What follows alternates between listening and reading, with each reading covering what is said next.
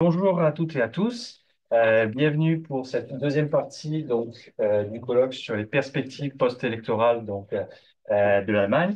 Donc c'est un grand plaisir qu'on vous accueille aujourd'hui après hier à l'UQAM et en ligne sur le campus de l'UDEM, donc l'Université de Montréal. Donc aujourd'hui, on aura deux unités, un panel et une discussion comme hier. Un panel qui abordera plus les enjeux justement de défense et un deuxième qui portera plus sur les changements internes en Allemagne, en particulier compte tenu des résultats électoraux. Mais sans plus attendre, je ne vais pas trop m'attarder. Je vais laisser la parole aux intervenants du premier panel, donc qui seront quatre, qui seront présentés par la modératrice. Et avant de lui laisser la parole, je vais naturellement la présenter. Donc, professeur Chantal Lavallée, qui est professeure agrégée en études internationales et directrice du Centre sur la gouvernance sécuritaire et de crise, le CRITIC, au Collège militaire royal de Saint-Jean, Canada. Elle a été Senior Researcher au Peace Research Institute Oslo, également co-chercheuse du projet de recherche Regular Air, The Integration of Drones in Norwegian and European Airspace.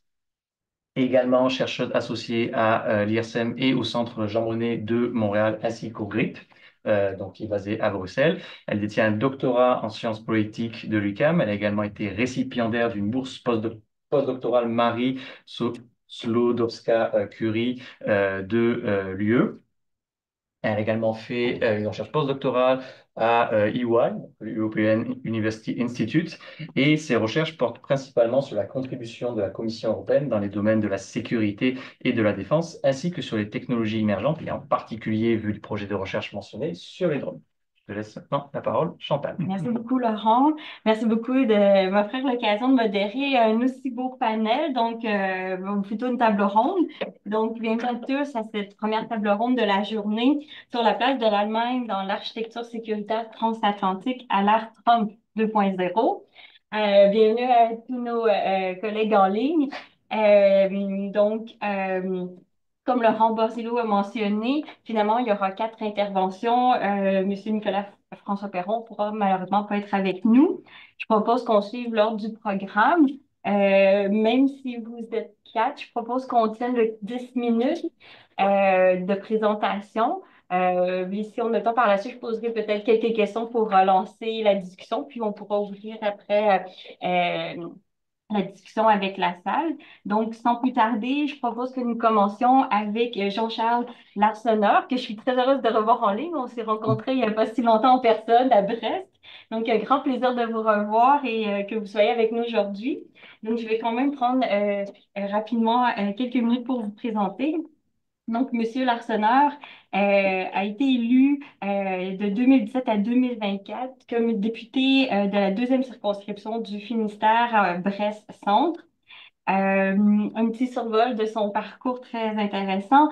En 2006, il est diplômé en affaires européennes à l'Institut d'études politiques de Lille, promotion Rosa Parks, et en philosophie politique et économie à l'Université de Kent à Canterbury.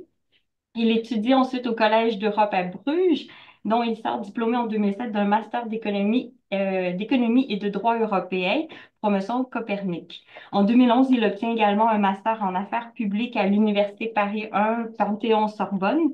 Reçu au concours des affaires étrangères, il intègre le Quai d'Orsay en qualité de diplomate en 2011. Il est conseiller politique au ministère des Affaires étrangères, chargé notamment de la diplomatie commerciale à la direction de l'Union européenne, des relations avec le Brésil et l'Amérique du Sud, puis des partenariats de l'OTAN. De 2011 à 2013, il enseigne les questions européennes aux classes préparatoires à l'ENA, à l'Université Paris 1, École normale supérieure. Un grand plaisir de vous avoir avec nous, avec l'étendue de votre expérience. Je pense que vous avez là nous éclairer sur les enjeux actuels. Donc, sans plus tarder, la parole est à vous. Bien, bonjour à tous. Merci beaucoup. Je suis vraiment très heureux d'être présent parmi vous aujourd'hui. Merci beaucoup à l'UQAM, à l'UDEM, à l'organisation de cette conférence. Mention spéciale évidemment à vous-même et à Laurent Borzillo, qui a fait le lien depuis quelques mois maintenant dans cette relation fructueuse d'échanges et de conférences. Euh, alors d'abord dire que sans doute la thématique de cette table ronde arrive à un moment à la fois singulier et opportun, puisque nous avons donc dans quelques semaines le sommet de l'OTAN, le 24 et 24 juin, et puis que nous sortons d'une période où nous avons vu au fond la pleine expression, la pleine puissance, mais aussi les limites ou l'essoufflement, parfois les échecs de la méthode Trump. Qu'il s'agisse d'Ukraine, on y reviendra, qu'il s'agisse d'Israël-Palestine, qu'il s'agisse de politique commerciale ou du soutien des partis d'extrême droite. On se rappelle tous de la conférence de Munich en Europe, avec l'idée de changer en tout cas l'ordre démocratique européen et ses fondements. Soutien à l'AfD qui d'ailleurs a permis aussi de renforcer le Zeitenwende emmené par Friedrich Merz et quelque part d'encourager ce moment de concorde qu'on voit en ce moment entre les grands pays européens, l'Allemagne, la France, le Royaume-Uni, la Pologne. Moment très démonstratif, hein, puisqu'on a vu ces derniers jours une visite extrêmement médiatisée à Kiev, qui montre en effet un moment politique singulier. D'aucuns, hein, certains commentateurs ont parlé de moment Philadelphie européen. Pourquoi pas, même si c'est peut-être un peu prématuré. En tout cas, il se passe quelque chose et l'arrivée sur la scène politique de Merz, évidemment, change la donne. Avec de nouvelles convergences politiques. Je vais en dire un petit mot vraiment introductif, hein, on se contient quelques minutes pour commencer, pour aller pleinement dans la discussion ensuite. Et puis en même temps, des données de temps long, des éléments plus intangibles qui demeurent et qui restent quand même des points de friction. Avec, je dirais, ce sera ma finale et ma conclusion. La question qui est, je crois, quelle sera la place de l'Allemagne finalement? Quelle place voudra prendre l'Allemagne dans ce nouveau concert des nations européens et au sein de l'OTAN, notamment au prochain sommet, pour dépasser certaines positions traditionnelles. Donc, questions qui restent ouvertes, hein, encore très très vivantes et d'actualité, euh, et dont on saura un petit peu plus en marchant dans les jours et semaines qui viennent sur quoi ça peut déboucher. Je parlais donc tout à l'heure d'éléments de rapprochement et d'éléments de divergence ou de friction. Bon, alors c'est vrai que depuis l'élection de Friedrich Merz, on a l'impression qu'il y a quand même beaucoup de choses qui avancent. On a une visite aussi, j'ai oublié d'en parler en ouverture, franco-allemande, donc du chancelier à Paris, qui a été un moment intéressant, avec une volonté marquée autour de l'Ukraine, avec l'idée de créer, alors ça je ne sais pas si c'est le plus intéressant, mais enfin ça pose un landmark politique, un conseil de sécurité franco-allemand, c'est un moment de reprise quand même après des années Scholz qui ont été difficiles dans le tandem, et j'allais dire le tango franco-allemand. J'aime pas trop parler de couple parce que, ou alors d'une relation de couple un peu tumultueuse et difficile parfois, mais enfin, voilà. Euh, et donc, et en même temps, donc des points de convergence, je reste là-dessus. Donc, Ukraine, convergence et force quand même chez des Européens qui arrivent à au moins à proposer une solution commune qui n'est pas celle de Trump. Donc ça, c'est quand même très intéressant. Et qui relègue Trump finalement à une position secondaire, ou en tout cas d'arrière-plan sur la scène diplomatique en communication, tout au moins. Euh, Élément important sur la dissuasion, je pense que ce sera un point important de la discussion avec les uns et les autres, et je pense notamment à Madame Dôme, qui en est spécialiste, mais beaucoup autour de la table, avec une nouveauté côté allemand quand même, annoncée depuis plusieurs mois par Monsieur Merz, qui est de dire que l'Allemagne est disposée à étudier la possibilité de se mettre sous la protection euh, d'un parapluie nucléaire qui soit à la fois français et britannique. Bon. Alors ça amène beaucoup de conséquences, cette discussion, hein. On en parlera peut-être après. Des convergences d'ailleurs qui ne sont pas que sur les sujets de défense, puisque, oui, dissuasion quand même, je note que ça vient, euh, cette position politique vient recouper ou recouvrir un changement de mentalité aussi dans la population allemande. Il y a des gens qui sont plus spécialistes de ça que moi autour de cette table, mais puisque dans un récent sondage que je lisais ce matin, 69% des Allemands se déclaraient favorables à des évolutions en matière de dissuasion nucléaire et notamment à se mettre davantage sous la protection de dissuasion européenne, française et donc britannique. Euh, des évolutions qui ne sont pas seulement dans le domaine de la défense, mais aussi sur des questions absolument fondamentales et structurelles de l'énergie, par exemple, hein, et notamment le nucléaire civil. Bon. Sur la défense, j'y reviens quand même un instant, on pourra peut-être aller plus loin plus tard. Des choses qui sont pas sans conséquence dans la discussion avec la Commission européenne, avec l'Union européenne, des convergences de vues entre la France et l'Allemagne notamment, mais aussi les Danois par exemple, et d'autres, hein, bien sûr, sur l'évolution du statut de la Banque européenne d'investissement, qui désormais assume d'investir dans la défense, ou tout au moins dans l'industrie duale. Des évolutions aussi très marquées qui étaient encore impensables il y a quelques temps sur l'évolution des critères ESG qui permettent de financer l'industrie de défense. ESG, ça voulait dire, enfin ça veut toujours dire d'ailleurs, environnement, questions sociales, sociétales et de gouvernance.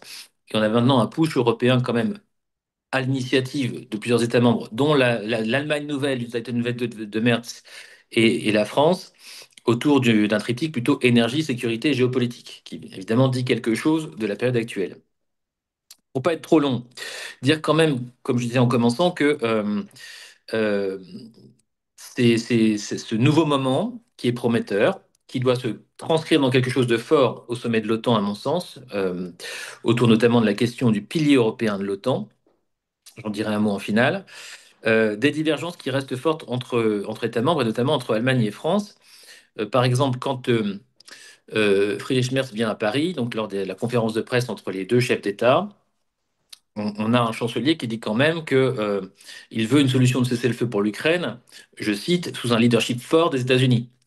C'est un léger recul quand même par rapport à ce qu'on avait entendu dans la bouche du chancelier dans les semaines précédentes, également dans les semaines de campagne, où cette question du leadership des États-Unis était un peu plus, un peu moins évoquée. Bon. Alors sans doute on approche du sommet de l'OTAN, il faut aussi donner des gages, bon, tout ça. Euh, le gros point de divergence, sans doute, reste aussi sur les questions de rapport à la dépense de défense, hein, puisque vous savez que des pays comme la France, comme le Danemark, poussent pour avoir au fond une défense européenne ou une défense des États européens financée par des obligations européennes, donc par de la dette européenne, euh, et que le sujet reste encore très discuté en Allemagne pour des raisons assez évidentes, hein. Et je pense que sur le fond, d'ailleurs, la position allemande est plutôt justifiée de dire on ne va pas financer par de la dette l'industrie de la défense européenne si on n'a pas davantage d'harmonisation sur la commande publique et sur la manière dont on dépense cet argent. Bon, c'est pas exempt d'arrière-pensée ou d'hypocrisie parfois, parce qu'évidemment, chaque État membre a aussi son industrie nationale à défendre, n'est-ce pas? On en reparlera. Et c'est justement là aussi qu'on voit des divergences qui restent très fortes, c'est-à-dire que dans ce couple franco-allemand qui avait lancé à l'initiative, alors beaucoup du président Macron, première version, premier quinquennat, des initiatives capacitaires dans des programmes en commun. À l'époque, il y en avait quatre. Il y avait le char du futur, il y avait l'avion du futur, il y avait l'avion de patrouille maritime et il y avait le drone MAL de mémoire. Bon, sur les quatre volets, c'est complètement à l'arrêt, voire déjà mort. Bon, ce qui montre quand même que quand on arrive dans le concret des choses, les frictions sont importantes. Même sur l'avion du futur, dont je pense que aucune décision d'arrêt du programme, si vous voulez, ne sera assumée au moins jusqu'en 2027, c'est-à-dire au moins jusqu'à la fin du deuxième quinquennat du président Macron. Même là-dessus, on voit maintenant des Français qui disent bah, on va faire plutôt notre propre avion avec des partenaires tiers, éventuellement en dehors de l'Union européenne, mais pas possible de faire avec les Allemands. Il y a une inflexion quand même très forte sur ce côté-là depuis quelques mois. Le char, c'est déjà très encalminé depuis quelques mois, voire quelques années, et puis sur le reste, ça a déjà été arrêté. Bon. Donc on voit qu'il y a quand même des frictions qui restent fortes, parce qu'à un moment, les intérêts industriels ne convergent pas autant que le moment politique. Et alors, pour pas être trop long, juste ouvrir sur ce sommet de l'OTAN qui va être complètement, à mon avis, hein, qui va être un moment particulièrement fort. Pas forcément dans les conclusions qui vont nécessairement en sortir, mais dans la manière dont l'Allemagne se positionnera avec ses partenaires européens pour promouvoir quelque chose comme un pilier européen de l'OTAN. Donc le pilier européen de l'OTAN, c'est une vieille idée. C'est une idée qui au départ a été très contestée. D'abord en Allemagne elle-même, hein, ça ne faisait pas du tout l'unanimité, c'est encore un sujet d'ailleurs très débattu. Et encore plus, je dirais, pour avoir aussi beaucoup travaillé avec eux, avec les pays d'Europe de l'Est. Au mieux, c'était vu comme une aimable diversion du sujet principal qui était quand même le sujet OTAN pur et dur et lien avec les liens transatlantiques.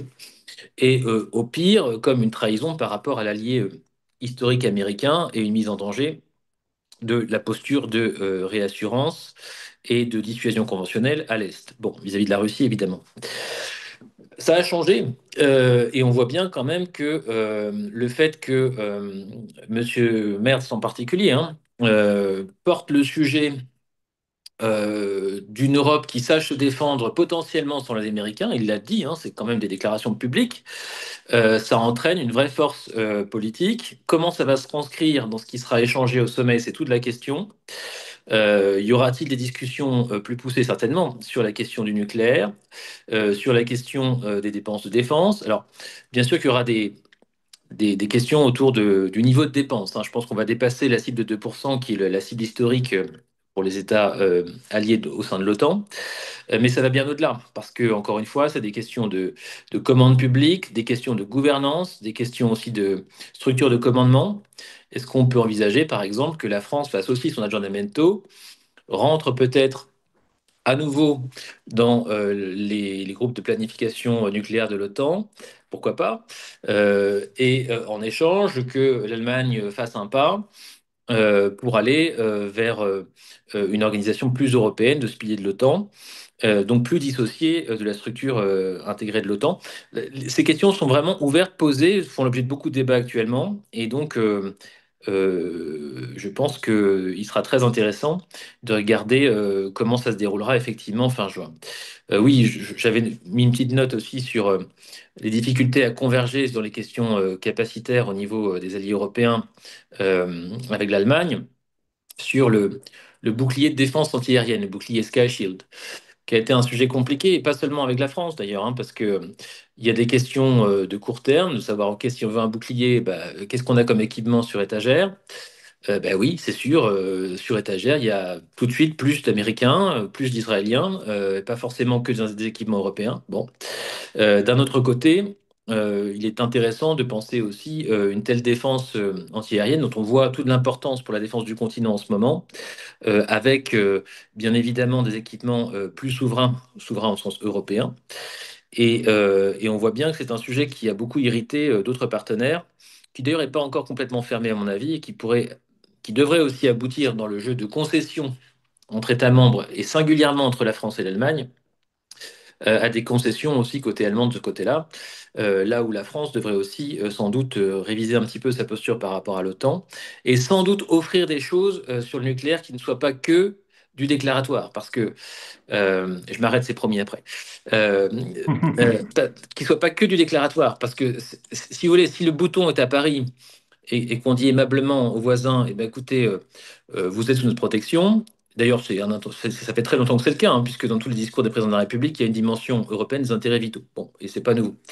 Ce qui est nouveau dans l'équation, c'est que les Allemands disent ça nous intéresse. Ça, c'est nouveau. Mais il faudrait aussi quand même que la France offre des garanties de sécurité ou de participation à l'élaboration d'une doctrine nucléaire.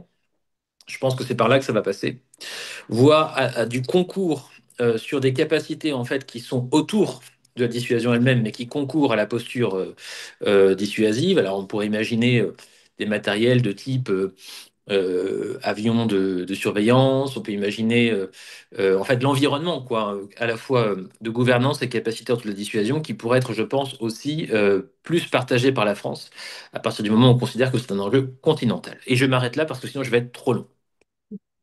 Merci beaucoup, Monsieur Larsonneur. C'était très intéressant de vous entendre.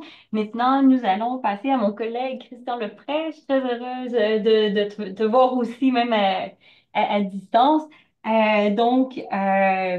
Christian Lepret, je suis professeur dans l'autre collège militaire à Kingston. Donc, je vais aussi prendre le temps de bien le présenter en anglais. Monsieur Lepret is class of 1965 professor in leadership, Department of Political Science and Economics at the Royal Military College, and Eisenhower Fellow at the NATO Defense College in Rome. He is Quest appointed Department of Political Studies in the School of Policy Studies at Queen's University, where he is affiliated with both the Queen's Center for International and Defense Policy and the Institute of Intergovernmental Relations. and adjunct research professor at the Australian Graduate School of Policing and Security, and so many affiliations, Christian. I'm always so impressed to read your bio. Congratulations. And he holds appointments to the board, sorry, of two new research institutes funded by the German government, including the German Institute for Defense and Strategic Studies. He is, of course, quite prolific. He has many publications in English, German, French, Spanish, and include at least 12 books, many articles, always so impressive. So without further ado, Christian, the floor is yours. Euh, Merci donc de l'innovation, de l'invitation. Vous m'entendez bien? Oui. Oui. Oui, très bien, d'accord. Donc, un très important dialogue parce que là, je suis arrivé au Canada en 88. L'Allemagne ne figurait presque jamais dans les infos, dans les nouvelles. C'était toujours soit le Royaume-Uni, soit la France. Il me semble que maintenant, en particulier sur les dernières 15 vingtaine d'années, que l'Allemagne est aussi perçue, je crois, au Canada comme le pays le plus important en tant que la dynamique européenne et le leadership européen, en particulier suite au Brexit. Et donc, on a une perception, mais aussi un changement important. Il y a des continuités très importantes dans le gouvernement actuel et il y a des changements très importants. Forcément, une des continuités importantes, c'est le rapport transatlantique et en particulier la communauté donc, transatlantique et de travailler avec Washington sur la stabilité, la défense, la prospérité et l'harmonie donc, du continent américain. Mes amis donc, dans le parti christ-démocrate donc, de Merz, du chancelier Merz, ils disent souvent que les christ-démocrates, ils avaient juste trois idées au fil des années. Donc, le marché euh, social et marque politique, l'Union européenne et les relations transatlantiques et en particulier le rapport économique et sécurité transatlantique et cette communauté transatlantique. Et Merz, comme chancelier, c'est forcément une personne super intéressante. Donc, quelqu'un qui était anciennement, on oublie souvent, qui était député européen, quelqu'un qui s'est proposé il y a déjà des années, effectivement, pour le président donc, du Parti conservateur et qui par la suite avait perdu donc ce concours, commençait très bien contre Angela Merkel, et qui par la suite s'est retiré dans la vie privée, donc dans l'entreprise privée. Donc, c'est-à-dire une des importantes différences à propos d'une bonne partie des politiciens allemands et européens, c'est qu'il a plein d'expérience dans le privé et que si vous avez déjà entendu un de ses discours, il maîtrise très bien l'anglais.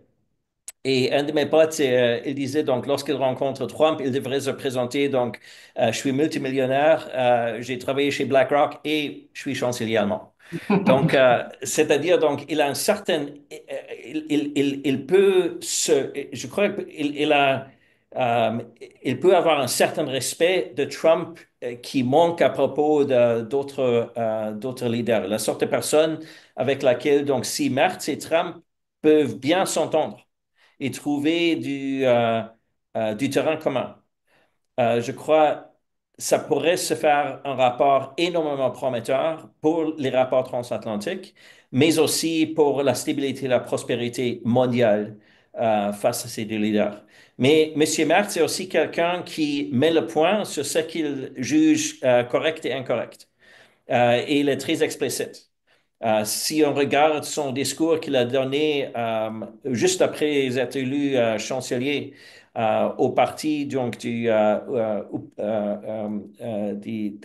au Parti populaire européen à Valencia, le discours était très clair sur ses priorités en tant que sécurité, prospérité et l'importance de l'Europe. Il faut se rappeler que M. Merz était déterminé pour avoir ce poste. Donc, c'est-à-dire, c'est la troisième fois. C'est juste sur donc, il a dû se présenter pour la présidence du parti 3 fois avant d'être devenu le candidat comme chancelier donc, du Parti christ-démocrate, de l'Union christ-démocrate, et par la suite, donc, étant devenu donc, le chancelier. Donc, c'est quelqu'un, donc, expérience dans le privé, expérience au niveau du Parlement européen. Et la grande différence avec M. Merz, qu'avec la coalition qui précédait, il n'y avait pas de position européenne. Il y avait juste des abstentions parce que la coalition n'a pas pu se mettre d'accord sur la position à prendre contre l'Union européenne. Et M. Merz était très clair que lui, il va prendre position quant au rôle de l'Allemagne au sein de l'Union européenne et quant au rôle qu'il envisageait pour l'Union européenne suite à la perspective allemande. C'est la première fois en 59 ans que l'Union christ-démocrate a pris pour soi le ministère des Affaires étrangères. C'est un ancien Gerhard Schröder, pas le chancelier, mais le ministre des Affaires étrangères, donc en 66, que c'était la dernière fois que les christ-démocrates ont eu, le ministère des Affaires étrangères. Donc, c'est-à-dire, il fait vraiment le point sur le fait qu'il est prêt à prendre la responsabilité allemande de leadership, euh, certainement de leadership européen, mais aussi de leadership mondial. Et donc, je crois que c'est un moment je crois qu'on ne s'est pas encore rendu compte jusqu'à quel moment euh, on se trouve dans un changement d'époque. Si on se rappelle, en 85, lorsque Richard von Weizsäcker avait vraiment changé perspective dans son discours sur la fin de la Deuxième Guerre mondiale, donc de l'Allemagne comme un pays qui se fait libérer par les Alliés et libérer du nazisme et des nationalistes du Troisième Reich, qui a vraiment fait un changement de perspective des Allemands quant à leur rapport très difficile avec leur histoire. Et je crois, il me semble que euh, 40 ans après, on se trouve de nouveau dans un moment de changement d'époque où l'Allemagne, euh, donc 80 ans après les horreurs, les désastres du Troisième Reich et de la Deuxième Guerre mondiale, est finalement prêt à reprendre sa responsabilité de leadership pour l'Allemagne, pour l'Europe et le monde, et de reconnaître que la faiblesse de l'Allemagne est un problème pour l'Allemagne, pour l'Europe et pour le monde. Et c'est ça que la coalition précédente, à mon avis, c'est mon hypothèse, a démontré que l'Allemagne faible en politique étrangère face à une coalition qui n'a pas pu se mettre d'accord sur quelle position à prendre. Que c'est une des raisons pour lesquelles on se trouve dans une situation si difficile envers nos rapports avec les États-Unis, face à la guerre en Ukraine, et aussi face au rapport à la Chine. Et donc, on ne devrait pas sous-estimer, je crois, la détermination de M. Merz. M. Merz a aussi une motivation nationale de faire différent. Si on regarde les votes en Allemagne, euh, donc 20% ou plus pour le AfD, actuellement peut-être selon le sondage 25%. Si on regarde 8% pour la gauche et si on ajoute les votes des BSW, et le pourcentage en particulier des jeunes qui sont prêts à voter pour des partis qui détiennent des perspectives clairement antidémocratiques et anticonstitutionnelles. Je crois, M. Barth, c'est très bien sur les 4 prochaines années. Si la coalition actuelle n'est pas capable de livrer que c'est la dernière chance potentiellement pour les partis démocratiques du centre de gouverner l'Allemagne. Donc, il est obligé de livrer pour les Allemands et il est obligé de livrer sur la scène européenne. Et je crois que la façon symbolique dont il fait est très importante. Notre collègue nous a déjà parlé de sa visite à Paris. Si vous avez vu les images, lorsqu'il il tente d'enlever son veston et M. Macron l'embrasse, on peut sentir la frustration, il me semble, de M. Macron avec Olaf Scholz et les 4 ans et la difficulté de ce rapport. Et à quel niveau M. Macron, qui n'est pas vraiment, je dirais, un conservateur, donc c'est-à-dire, si vous regardez les conservateurs, donc le mouvement de M. Macron n'est pas dans le parapluie conservateur européen. Et quand même, comme M. Macron l'a embrassé comme un partenaire dans le projet européen. Et donc, ça me fait un peu le rapport de Valéry Giscard d'Estaing et donc les moments des années 50 et 60 et cette vision qu'il faut faire ensemble et qu'il faut faire ensemble non seulement sur le domaine économique, mais sur le domaine de défense, l'Europe. Mais qu'est-ce qu'il fait après? Il prend le vol de Paris directement en Varsovie pour rencontrer M. Tusk, pour signaler le triangle de Weimar et qu'on va faire ensemble. Et la semaine d'après, il se présente et il parlait toujours de Keir Starmer comme un partenaire dans le projet européen. Et la semaine d'après, les gars se présentent avec M. Zelensky à Kiev pour montrer sans M. Trump. Mais vous avez bien vu le moment médiatisé où Macron avait téléphoné à M. Trump. Donc, ce n'était pas par hasard donc, ils ont envoyé ce signal. Mais donc, les 4 leaders européens qui sont prêts à défendre les intérêts de l'Europe ensemble. Mais il y a 2 autres importants aspects. Ce triangle de Weimar, pour moi, c'est un contrepoids au pays de Visegrad. C'est de montrer que les 3 pays forts peuvent faire contrepoids au projet des leaders en Hongrie et des autres donc, leaders qui poursuivent donc, des projets, si vous voulez, sympathisants russes, anti-américains, anti-européens. Donc, il prend vraiment position. Mais il me semble que c'est aussi un triangle. Il s'inspire, je crois, de la tradition de M. Kohl. Et M. Kohl disait toujours, lorsque pour lui, il pourrait s'aligner avec un pays, grand pays fort ou un petit pays, il avait toujours pris la position du petit pays. Donc, il envoie aussi un signe que l'Allemagne est là pour s'entendre avec les pays de l'Union européenne de moyenne et de petite taille. Et je crois que c'est important que M. Merz, donc forcément, il est en train de gouverner dans un pays fédéral. Donc, il sait que la gouvernance européenne, la gouvernance fédérale, c'est une gouvernance difficile, mais où on peut trouver un chemin commun. Et si on regarde les christ-démocrates dans l'histoire allemande, si on regarde les années 80, les années 50, sont les christ-démocrates et l'Union christ-démocrate qui a réintroduit le Deutschmark, qui a présenté la proposition donc d'avoir le Bundeswehr et ensuite l'intégration au sein de l'OTAN. Donc, des propositions qui n'étaient pas du tout populaires à l'époque.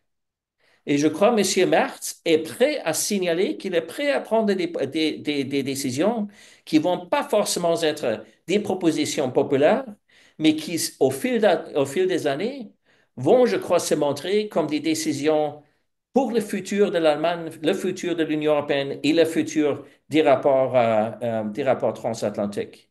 Et je crois M. Merz est vraiment dédié à cette idée, donc pas forcément d'une armée européenne.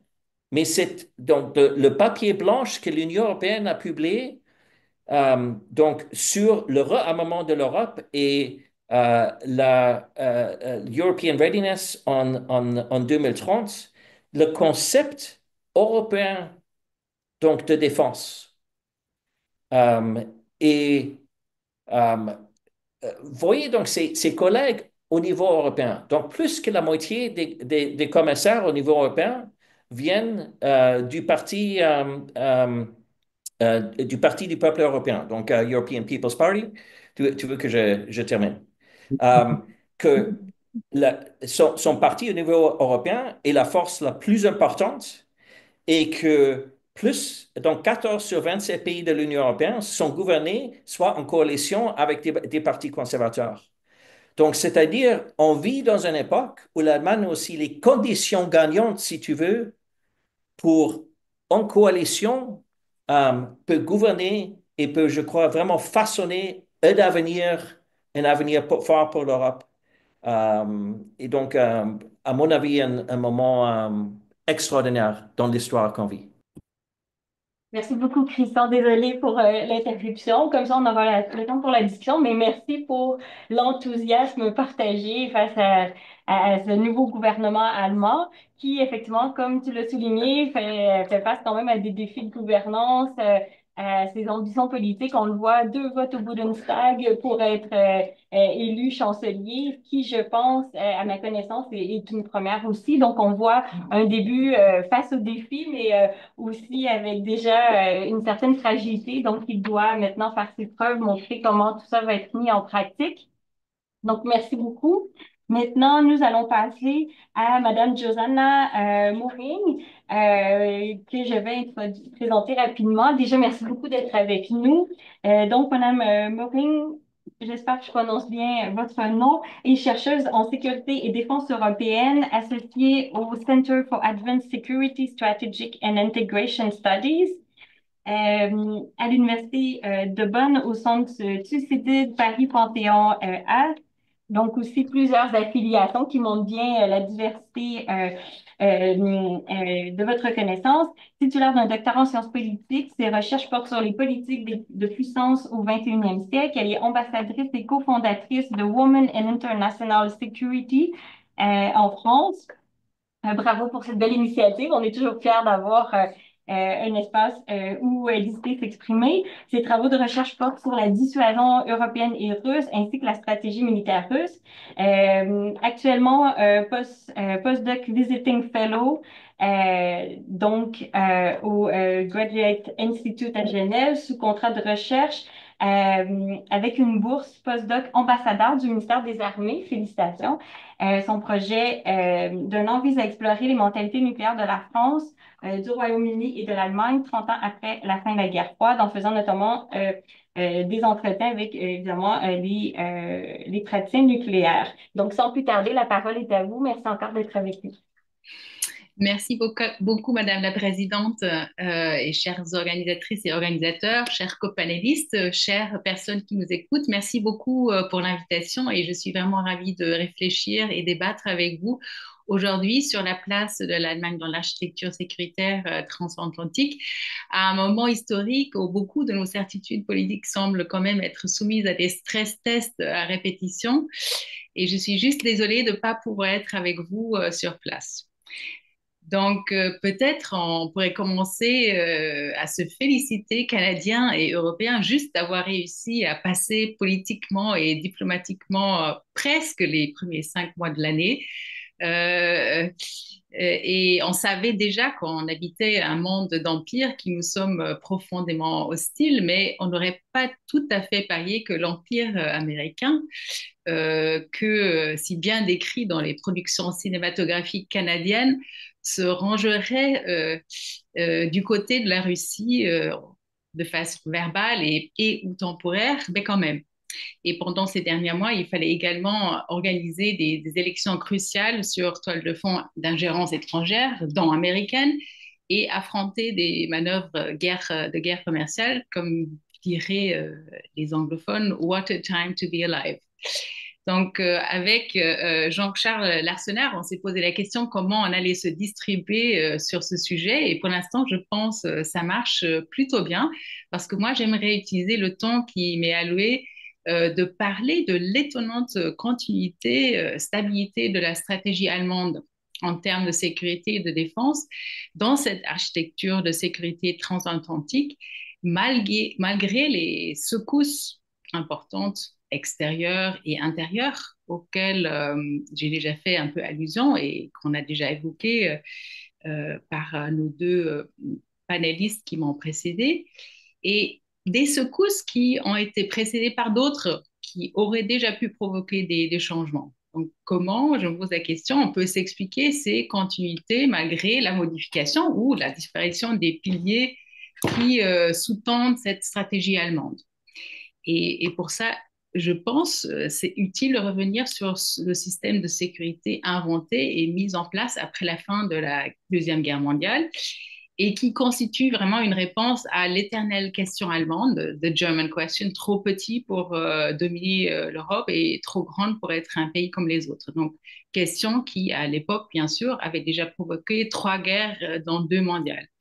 On vient de commémorer le 80e anniversaire de la fin de la barbarie nazie en Europe avec une chorégraphie bien distincte côté Ukraine avec les Européens et les Britanniques et côté Russie. Mais peut-être plus près de nos préoccupations, on a fêté un autre anniversaire fin avril, les 70 ans du membership de l'Allemagne, de la RFA à l'époque, de l'OTAN, et puis de l'Allemagne unifiée. Donc, 10 ans après la fin de la Deuxième Guerre mondiale, création de la Bundeswehr, réarmement de l'Allemagne de l'Ouest, l'intégration de l'OTAN avec des développements miroirs de l'autre côté de la frontière allemande. Moi, ça me fait toujours une sorte de, je sais pas, à choc, parce que pour des personnes qui ont des griefs légitimes avec des collègues de travail, au moins, on peut se dire que vos collègues n'ont très probablement pas participé à des génocides ou n'ont pas essayé de vous tuer activement avant de vous rencontrer autour de la machine du café. Donc, j'ai un peu de mal à m'imaginer les premières réunions du North Atlantic Council et du Military Committee de l'OTAN. Mais ça nous montre que le système de sécurité en Europe, avec ses piliers otaniens et ensuite en parallèle de communautés européennes, a été construit à cause de l'Allemagne, autour de l'Allemagne et avec une participation clé allemande pour le garder intact. Et je voulais revenir sur un livre qui a été écrit par Mark Trachtenberg du UCLA, Constructed Peace, The Making of the European Settlements, de 1945 à 63, et qui décrit comment ce settlement ou cet compromis stable construit autour de l'Allemagne, il a pu être sauvé seulement au moment où on a trouvé une réponse institutionnelle à la question allemande, en particulier à la question nucléaire allemande. Avant, on a eu des événements comme la crise de Berlin entre novembre 1958 et je pense que c'était janvier 63, qui, pour beaucoup d'observateurs, était vraiment peut-être même plus dangereuse que la crise de Cuba. Et lors de la guerre froide, la position géographique et stratégique de l'Allemagne était centrale. Donc, il y avait la Vorwärtsverteidigung, la défense de l'avant de l'Alliance. Il y avait 13 corps d'armée allemands et alliés, donc un Canadien, sur le territoire ouest allemand, en configuration, comme l'appelait en blague, en Schichttorte, donc le gâteau à étage, près de la frontière interallemande du nord au sud. Et les OP-plans, donc les plans opérationnels de l'OTAN de la guerre froide, sont toujours classifiés, mais on dispose d'une copie des années 90, non 80, dérobée par la Stasi, par la sécurité de l'État est-allemande, qui donc détaille les affrontements attendus par l'OTAN et les réactions allemandes et otaniennes, y inclut les release orders, donc l'ordre d'utiliser des armes atomiques pour stopper les troupes du pacte de Varsovie. Et l'Allemagne aurait été très probablement, bien sûr, été anéantie lors d'une confrontation armée des deux blocs. Et si nous regardons la situation aujourd'hui, elle est tout à fait différente. L'Allemagne est unifiée, elle a regagné presque entièrement sa souveraineté étatique. Son outil militaire conventionnel, qui était formidable lors de la guerre froide, est très fortement érodé. Il n'y a que très peu de soldats alliés américains, en l'occurrence, qui restent sur le sol allemand. l'Allemagne occupe toujours une place centrale stratégique sur le théâtre européen, mais elle n'est plus un frontline state. Donc, elle ne constitue plus la ligne de confrontation probable et possible. Elle a cédé cette place à d'autres, donc aux Finlandais, Ukrainiens, Baltes et Polonais. Et son rôle est dorénavant d'être, en quelque sorte, l'arrière-poste logistique de l'Alliance, plaque tournante des mouvements de matériel militaire et de soldats pour soutenir à la fois l'armée ukrainienne, pour contribuer à des efforts de réassurance sur la frontière est de l'OTAN, y inclut le difficile stationnement d'une brigade allemande en Lituanie. Et cette arrière-base logistique serait bien sûr encore plus importante en cas de conflit ouvert avec la Russie. Mais si on regarde de très près ce rôle de plaque tournante logistique, l'Allemagne ne le remplit pas non plus très bien, étant donné que la mobilité militaire, donc cette possibilité recherchée d'utiliser les routes, le rail et l'espace aérien pour transporter matériel et troupes, reste un énorme problème en Allemagne et en Europe. Donc on peut ajouter, même si c'est débattu peut-être aussi dans d'autres panels, que le modèle politique et économique de l'Allemagne est sous pression vraiment aujourd'hui. Euh, Christian Leuprecht l'a déjà évoqué, tous ces changements de politique, aussi de générationnel qui jouent énormément. Euh, L'Union européenne, qui est quand même garante de prospérité et aussi de sécurité allemande, a souffert des fameux German votes, donc également évoqués par Christian Leuprecht. Et d'autres lacunes, alors les relations franco-allemandes doivent être relancées, les relations germano-polonaises peinent toujours à prendre la place vraiment importante qu'elles devraient occuper dans cette Europe d'aujourd'hui, où la Pologne, je dirais vraiment, il y a une sorte de shift de mouvement d'importance vers l'Est, avec aussi la Pologne jouant maintenant vraiment un rôle euh, très, très important. Et l'Allemagne, elle est attaquée par les États-Unis sous Trump. Donc, si on regarde tous ces changements évoqués, on pourrait s'attendre à des modifications stratégiques du côté de l'Allemagne, mais finalement, malgré des prononciations du nouveau chancelier Friedrich Merz post-élection du Bundestag, de ne plus pouvoir faire confiance tout à fait aux États-Unis, et aussi cette acceptation qui est tout à fait nouvelle, comme l'a souligné Jean-Charles Larsenard, de discuter du rôle de la législation française dans la sécurité européenne. Euh, on a l'impression que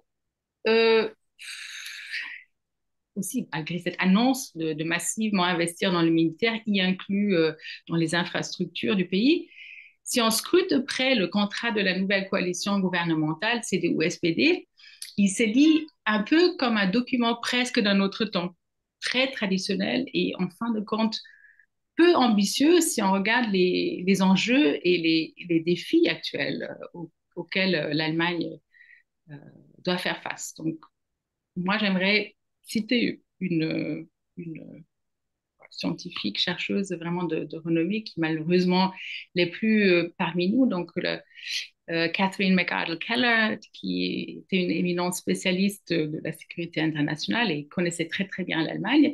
Donc, avant sa mort en 2023, elle disait la première puissance européenne, l'Allemagne, agit parfois comme si aucune des considérations fondamentales des accords nucléaires et des accords de sécurité tout court conclus dans les années 50 et 60 n'avait nécessairement changé.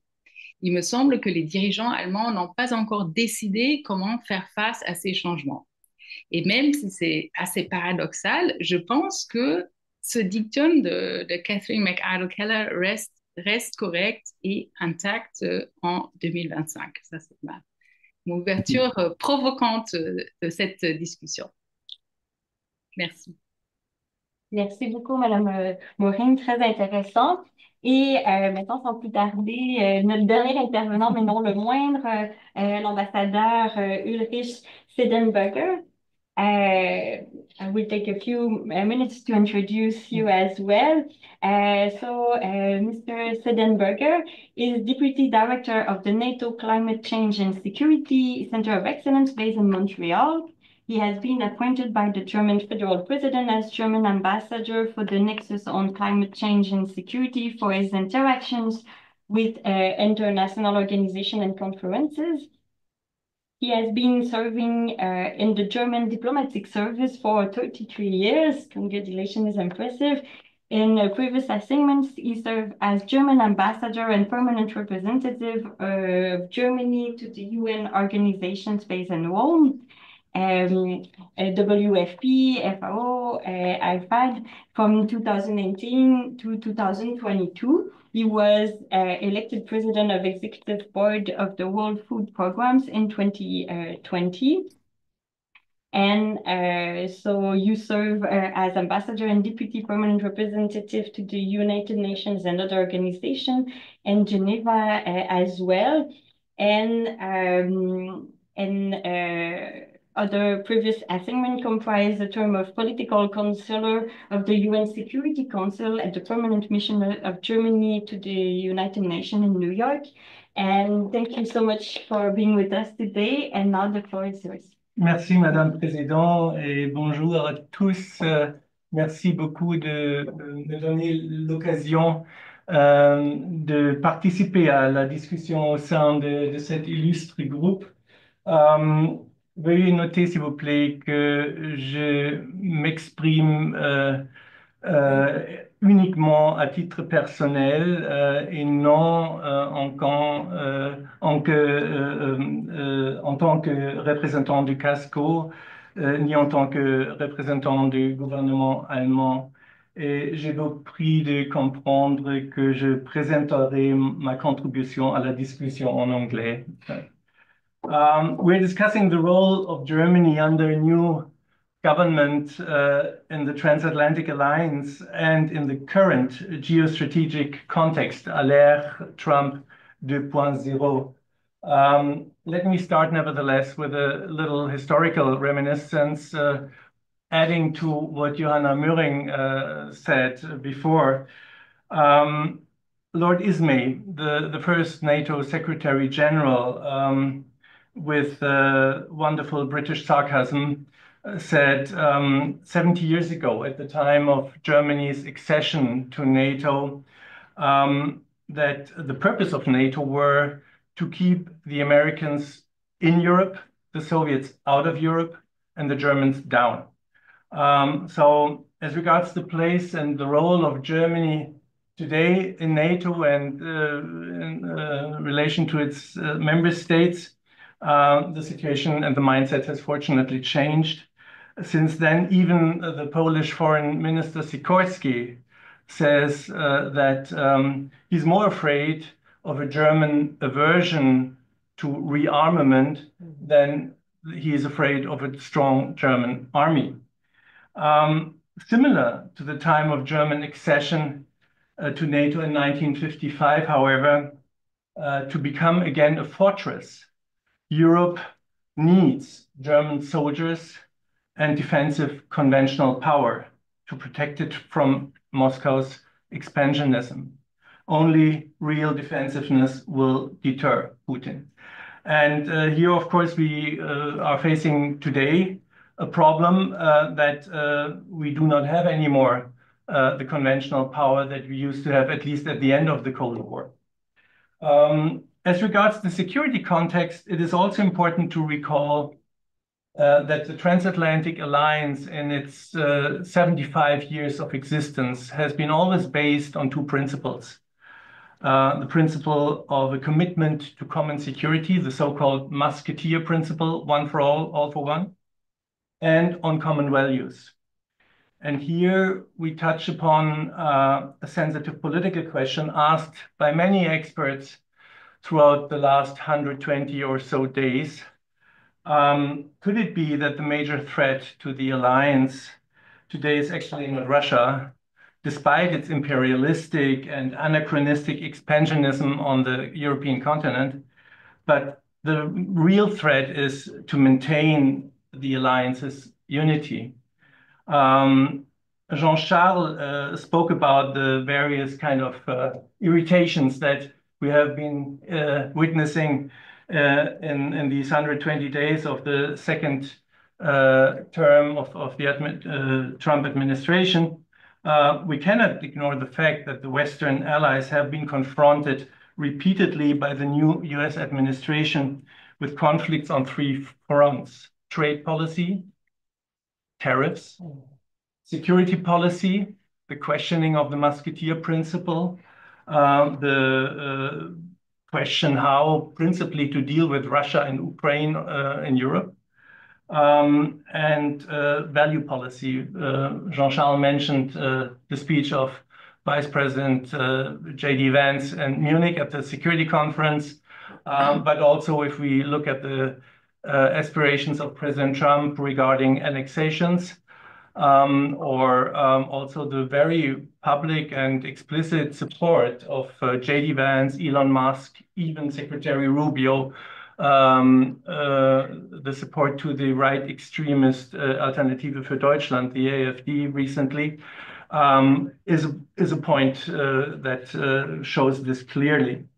Now, on the other hand, we've seen just last week kind of a charming offensive of the American administration, the first trade deal with the United Kingdom, telephone exchanges of Chancellor Merz with the US president, of the two foreign ministers, where they all agree to work closely together towards a swift ending of the war in Ukraine, the increase of defense investment in NATO, and also to quickly settle the trade disputes between the US and Europe. And even Vice President Vance suddenly expressed his conviction that the US and Europe are still playing in the same team. So my personal view is that at this point, the only constant in the US administration's foreign and security policy, at least up to now, is its unpredictability and its determination to test domestically and internationally boundaries and to extend them, if possible, to their own advantage. And as regards the transatlantic security architecture, the fact is pretty clear. The degree of uncertainty and fragility in the transatlantic alliance has never been higher in the last 75 years. And against this background, I think it is fair to say that the new German Chancellor, Friedrich Merz, is facing internationally a challenge as high as none of his predecessors before, except perhaps Konrad Adenauer, the first post-war chancellor in Germany. But for the reasons that Christian Leuprecht mentioned, I think, and I agree with him, Friedrich Merz and his government are indeed well prepared to tackle this enormous international challenge successfully, and that is to be underlined, in closest collaboration with European and other partners. I don't have to repeat the biographical information that Christian Leuprecht provided regarding Friedrich Merz. Also the fact that he is chairman of the CDU and that Ursula von der Leyen is a party friend as president of the European Commission. Both are in the European People's Parties, and that both share as top priority the goal of supporting continuously Ukraine, reestablishing peace and security on the continent to preserve a free Europe, and to pursue that at all costs. So there's a great convergence on the German national and on the European level on this.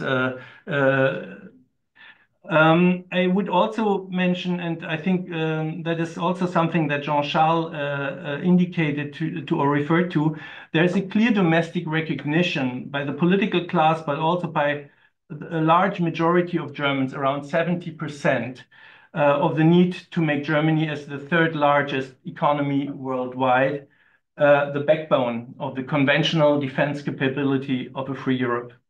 And this is a premiere, if you wish. There is also the preparedness of Germany to lead together with partners like France, the United Kingdom, and Poland in terms of security policy and strategy for Europe. This would be indeed a new development, and I think Christian Leuprecht spoke about another turning point, another Epochenwechsel. because traditionally, and only with perhaps one exception when it was the war on Iraq in 2003, I was actually dealing with this dossier at the time in the Security Council, where we basically followed loyally Washington's course. And while that has been in the past definitely from a German perspective reasonable, of course, since the return of Donald Trump in office, this is not really a recommendable option anymore, because if only because no one really knows what his course will be next week. So we do recognize the need to do contingency planning now, and not just to wait and see if and when the US might be recommitting itself unconditionally to the common security principle and the common values of the North Atlantic Treaty. Now, which are the measures in regard to transatlantic security architecture that we can probably expect from the new government under the leadership of Friedrich Merz? He will definitely continue the efforts of Macron, Starmer, and others to court the US administration, to double down on the messaging to President Trump that the North Atlantic Alliance, the most successful defense alliance after the Second World War, has also a great strategic value for the United States, and that it must be in Trump's fundamental interest to maintain the vitality and the efficiency of NATO. That Europe and America continue to have common strategic interests in an increasingly uncertain world. Merz will, at the same time, push for turbocharging European defense production and European defense spending. He will do so in close collaboration with Mark Rutte, the NATO Secretary General, and with the President of the European Commission, Ursula von der Leyen. And despite first skeptical remarks in Brussels last week, he might possibly even show eventually a greater German flexibility towards common European borrowing if it is necessary to finance the urgently needed armament programs in the EU member states. I should mention here at this point that the preparations in Germany nationally have been already prepared to have available unlimited financial firepower in order to substantively rearm Germany conventionally, in order to continue substantially the support to Ukraine militarily and financially, and to invest massively in a national infrastructure program. So the constitutional debt break that hindered us in the past to really, go massively in are exempted for these kind of spending, defense spending and infrastructural spending. So for us, this is good news, because it will allow us to really now start running. He will, I think, and that he has pointed out repeatedly, in close consultations with European partners, strive to achieve substantial efficiency gains in European defense production and acquisition. We have to overcome narrow national industries interest and order military goods on a European level, not on a national one only. I think he will also stand for the European commitment that EU and NATO are acting coherently and complementarily in their armament industrial collaboration. NATO defining the defense planes, the capability gaps and targets and military standards, and the EU leveraging this and helping member states to implement the targets by financial and regulating levels. Merz and Germany will resume an active role in the so-called coalition of the willing, and as Jean-Charles already mentioned, we could see this over the last weekend to achieve a lasting truce in Ukraine and to get to peace negotiations and continue to contribute substantially to the support of Ukraine if that is needed to safeguard the independent sovereignty and territorial integrity of Ukraine, at least as the status quo is concerned.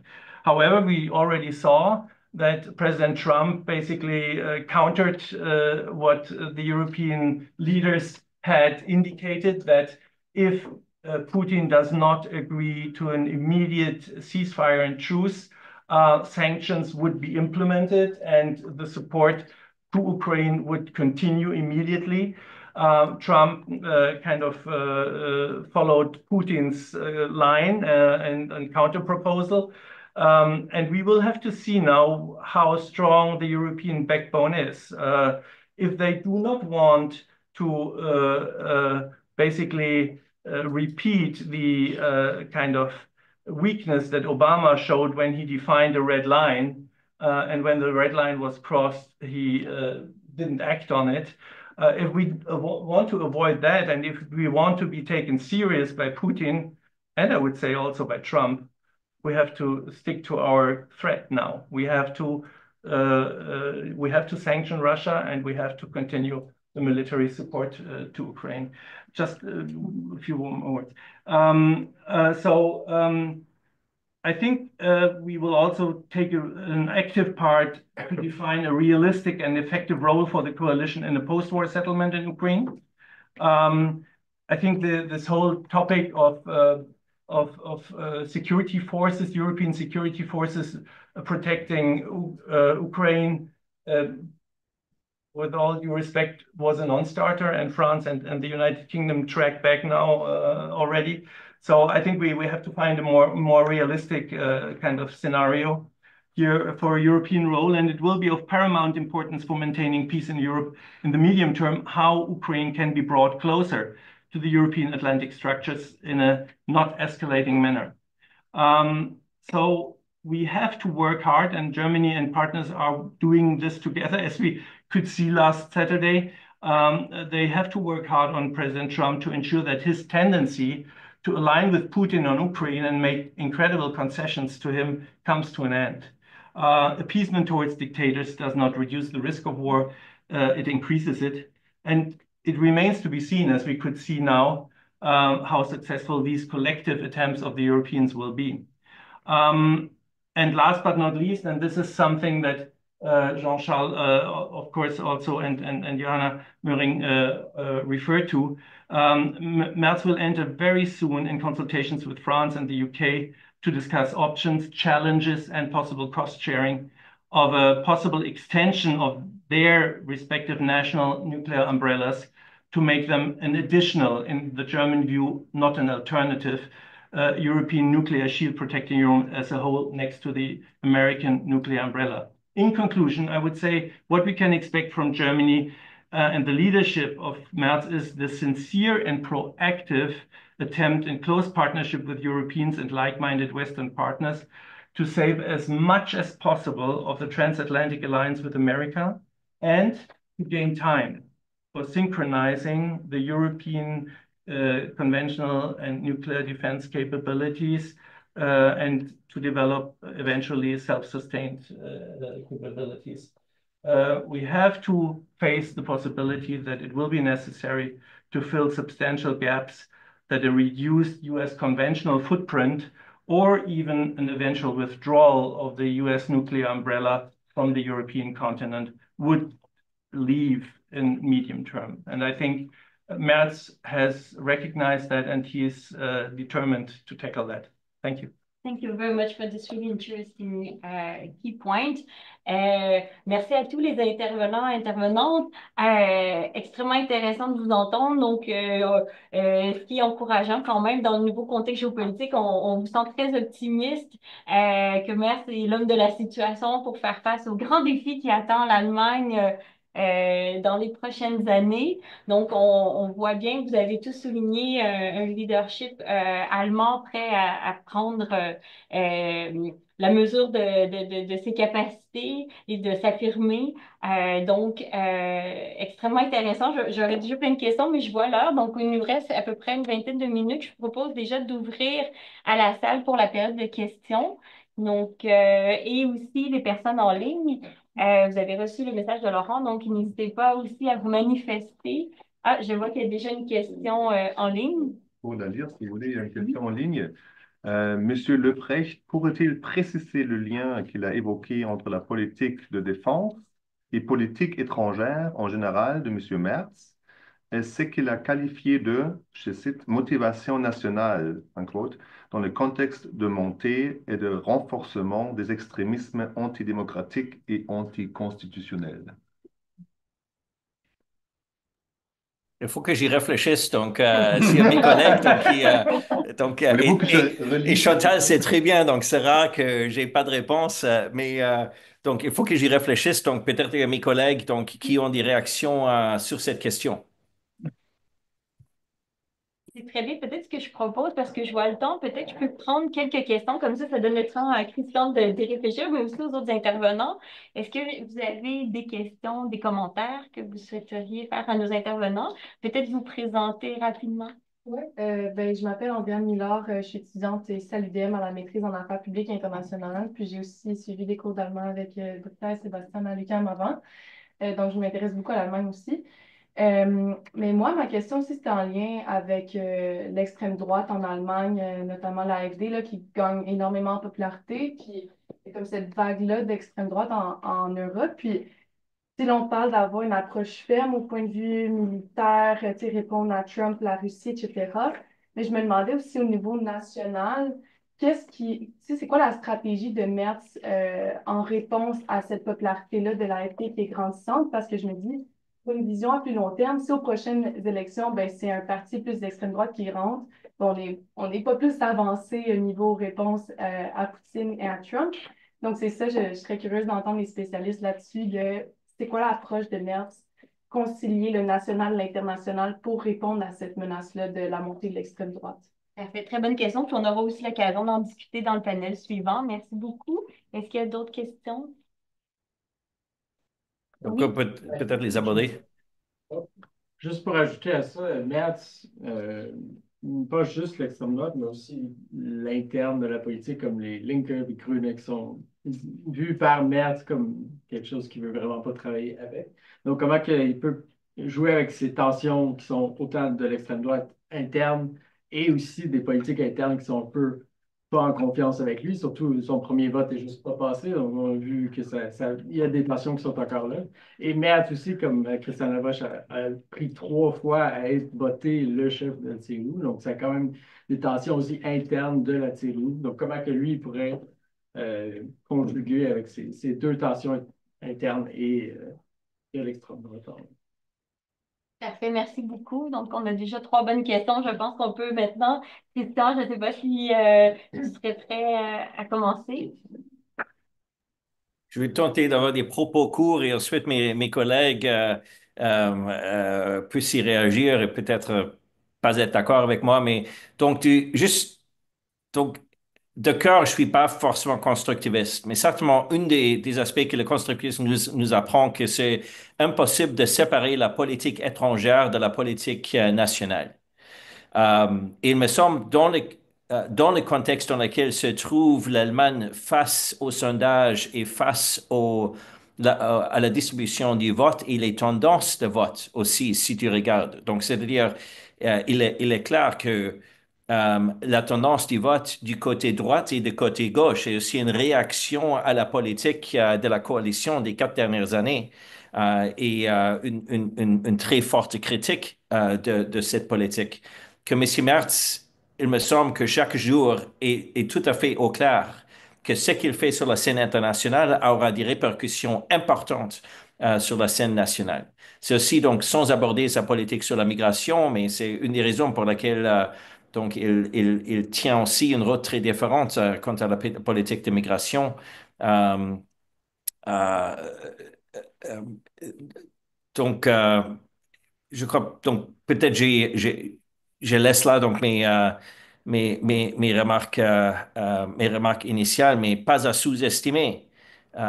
Donc, on voit les tendances au Royaume-Uni, on voit les tendances et l'élection en Roumanie, donc qui nous attend cette semaine. Donc, euh, il y a aussi une certaine, me semble, obligation civilisationnelle de la part du chancelier quant à sauvegarder la démocratie en Allemagne, la démocratie en Europe, et la reconnaissance que donc, si on parle d'une politique étrangère et des politiques de défense européenne, effectivement, on a déjà une armée européenne. Sauf que cette armée européenne, c'est l'armée ukrainienne. Et donc, le partenariat indispensable avec l'Ukraine, il me semble que une faillite de la stratégie ukrainienne aura aussi des conséquences imprévisibles pour la politique nationale en Allemagne. Donc, c'est-à-dire, il faut l'emporter avec une stratégie collective de dissuasion. Merci, Christian. Madame Maureen, Peut-être, pardon. ah, je vois que Madame Maureen avait levé la main, mais sinon, on peut faire le tour de table comme vous souhaitez. Je voulais en fait tenter de répondre à la question qui fait le lien entre des politiques intérieures et extérieures et des défis auxquels toutes les démocraties font face. Et comme je suis la dame de la longue durée dans ce panel, je me permets de revenir encore une fois à un compromis qui a été au moins inofficiellement ancré dans nos institutions à la fin de la Deuxième Guerre mondiale, c'est de dire les électeurs arrêtent de voter pour des extrêmes de gauche et des extrêmes de droite en échange d'être protégés par les États. Donc il y a tout de suite une équivalence de démocratie, peut-être très fortement en Allemagne, et de protection sociale. Et on voit que ce modèle européen est en panne depuis les années 90, avec des crises économiques à répétition, des États qui subissent des politiques d'austérité. Et je pense qu'on voit aujourd'hui, c'est une sorte de confluence de défis économiques, mais qui sont sociaux et qui arrive à un moment où nous devrions agir stratégiquement sur la scène extérieure pour faire face à des menaces de sécurité qui demandent à combler des trous d'investissement dans l'outil militaire avec des dépenses absolument pharaoniques, tout en étant défié par un électorat qui demande, à juste titre, à être pris en considération pour des demandes de salaire, d'accès à la propriété, un système d'éducation qui fonctionne et qui donc peut être facilement manipulé ou poussé vers des extrêmes à la fois pour des raisons légitimes, mais aussi par des acteurs de l'extérieur. Donc le double défi qui incombe à M. Merz, c'est à la fois de créer une dynamique économique avec cet énorme programme d'investissement, non seulement dans la défense, qui pourrait créer des emplois et qui pourrait un peu désamorcer cette crise sociale qui couvre, et ça c'est l'espoir, non seulement avec l'écoute vers des doléances sociales, mais aussi cette question des migrations, à mon avis, elle est plutôt utilisée ou instrumentalisée parce que les partis traditionnels n'ont pas pu répondre à des souhaits plutôt social économiques de l'électorat. Donc, on va voir si ce grand programme d'investissement, et avec l'espoir que ça va aussi peut-être se multiplier sur la scène européenne, et là c'est un problème parce que si on regarde tous les quotas de défis et de déficit et de dette des États, on voit que très peu d'États ont la marge de manœuvre économique de faire des grands programmes de dette et d'investissement. Je pense que c'est notamment les États qu'on appelle les États un peu frugaux qui ont cette marge de manœuvre. Et comment donc opérer un virage investitionnel en Europe, ça, c'est tout l'enjeu. Donc, c'est un enjeu double qui lie à la fois la politique intérieure et la politique extérieure. Et effectivement, on opère sur une pression énorme de temps parce qu'il faut livrer à la fois politiquement à l'intérieur et sur être crédible vis-à-vis des adversaires de l'Europe. Merci. Merci beaucoup. Monsieur Larsonneur? Alors, un très court complément, parce que Yona Meuring a, au fond, exprimé bien mieux que moi, sans doute, le fond de ma pensée aussi sur, effectivement, la dimension, au fond, de décrochage économique et social européen. économique singulièrement, hein, notamment par rapport aux États-Unis depuis 30 ans, et le fait que les partis extrêmes prospèrent sur ce sentiment de relégation, d'abandon, euh, de dégradation relative des services publics et des infrastructures, et que, en effet, un des principaux enjeux, qui sont un peu plus faciles pour des États comme l'Allemagne, qui ont une marge de manœuvre et qui, en plus, se sont donnés, comme l'a dit l'ambassadeur Seidenberger, la possibilité de dépenser plus à travers la dette, en levant le frein à la dette, est plus facile pour l'Allemagne que pour des pays comme la France. Je veux juste rajouter une petite note politique qui est que, quand même, ces populations qui votent aux extrêmes, que ce soit la gauche radicale, que ce soit l'extrême droite, ont un rapport à la paix et à la guerre qui est parfois difficile. Le besoin de sécurité est fortement exprimé, le besoin de priorité nationale est fortement exprimé, notamment à l'extrême droite. À gauche, c'est plutôt une forme de pacifisme, parfois un peu béat et parfois un peu mal digéré. Et donc, globalement, les partis de gouvernement sont considérés, et c'est assez vrai en France comme en Allemagne, et dans beaucoup d'autres pays européens d'ailleurs, puisqu'on retrouve les mêmes structures en fait. Hein, les constellations sont assez proches de ce point de vue partout en Europe, sont les partis de la guerre. Et donc, le vrai enjeu pour Friedrich Merz, c'est en effet de résoudre le défi économique et socio-allemand dans un pas de temps qui, en effet, est court, mais avec des marges de manœuvre budgétaires, ce qui n'est pas tout à fait le cas partout ailleurs en Europe et notamment en France, mais aussi de montrer que sa politique sur l'Ukraine est une réussite en matière de sécurité des Allemands eux-mêmes. Voilà.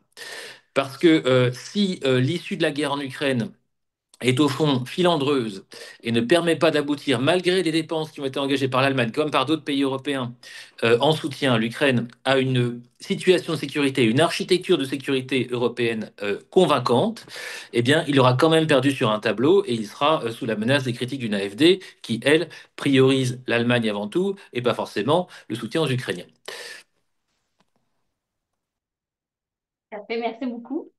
Regarding the connection between the surge of the political extremist parties on one side and the foreign policy of Friedrich Merz, the future foreign policy of Friedrich Merz on the other side, I would think that we have to distinguish. There's European-wide and probably in the whole Western world a kind of a social crisis due to also globalization. The inequality within societies has increased remarkably. We are facing a technological revolution that is basically comparable to the Industrial Revolution and probably much more leapfrogging than at the time then in the 19th century. And that creates uncertainty. And in times of uncertainty, societies tend to radicalize. So here, Merz will be challenged to produce economic recovery, to produce this quickly. This alone, and I would, if I understood Johanna Möhring correctly, already kind of calm down the situation and also would diminish the appeal to extremist parties. But then we have a specific German problem. And that is that, and perhaps I sound here very radical, but I say it nevertheless. We did not politically re-educate after the German unification, the eastern part, the former population of the GDR. You have to realize that 17 million Germans lived since 1933 in a totalitarian regime. First, the Nazi regime, followed by the real socialism, the regime of the SED. They were not natural democrats. They could not be. And after reunification, I think the German governments made one perhaps mistake that they focused solely on bringing the eastern part of Germany economically up to West German levels. They did not think, and perhaps it was also politically not correct to say that or to think about that, they did not think about a political re-education that the Western Germans underwent after the Second World War. We have here a certain democracy deficit, I would call it, and therefore what used to be a taboo in Germany to be right extremist is not a taboo anymore. This party offers very simple solutions. And the problem is, of course, that it also plays with this kind of what we call nostalgia. So this kind of a former alliance that they had with the Soviet Union, there is a certain bond to Russia that, of course, cannot be cut from one day to the other. So I think, and this is, Christian Leuprecht spoke about un moment au change d'époque, and that Merz will resume the leadership, the German leadership. I think this may be the third moment au change d'époque. We will have to also familiarize the German society with a war mindset. We are in a situation that we cannot exclude that Russia is going to test the NATO, commitment of the 32. And experts speak about 5 years. Personally, I think we will see this test much earlier, because why should he wait 5 years until Germany and the rest of Europe is rearmed? And this is why we have to prepare our societies for that. This is not a comfortable job, because we have to go outside of comfort zones. Political leadership will have to tell the society things that are not nice, that will cost money, that will cost their own engagement. We will have to reintroduce compulsory service, armed service, sooner or later, because we do not have the personnel. And all of this is a huge challenge. We did not speak about that in our contributions, if I didn't miss anything. But this is a major, major task that waits for Friedrich Merz as well. Thank you for your really interesting comments. Je regarde l'heure. On arrive à la fin de cette table ronde. Il y avait encore une question en ligne. Ouais. Est-ce qu'on peut au moins la poser, puis on va l'avoir en tête pour la pause? Ouais. Bon. La question est la suivante. Quel est l'avenir des projets Nord Stream et la politique énergétique de l'Allemagne sous le président Merz, sous les chansons, et comment le Canada peut contribuer à ces politiques d'indépendance énergétique européenne? Grande question qui ne pourra pas être répondue en quelques minutes, secondes. Donc, je pense qu'on va s'arrêter ici. Mais je tiens et je vous demanderai de vous joindre à moi pour remercier notre très beau panel qui nous a donné plusieurs éléments sur lesquels réfléchir là, pour les années qui viennent. Merci beaucoup. Des remarques extraordinaires par les collègues. Donc, super panel. Merci Chantal de l'avoir modéré, de l'avoir organisé. Donc, merci aussi à Laurent. Merci beaucoup à toi. Merci à vous tous. Merci. Et donc, pour les participants en ligne, vous pouvez rester donc sur ce lien, parce qu'on continuera donc d'ici 30 minutes avec la prochaine unité qui sera plus une discussion que panel, mais on aura justement l'occasion d'aborder plus en détail tout ce qui concerne donc les résultats électoraux et aussi la place des partis d'extrême droite, sans même compter, pour ceux qui ont suivi l'actualité allemande, la classification puis suspension de l'AfD comme parti justement extrémiste, avec tout ce que cela impliquait. Donc à tout à l'heure, et encore un grand merci donc à nos panélistes et à la modératrice pour cette première unité de ce matin. Merci à toi.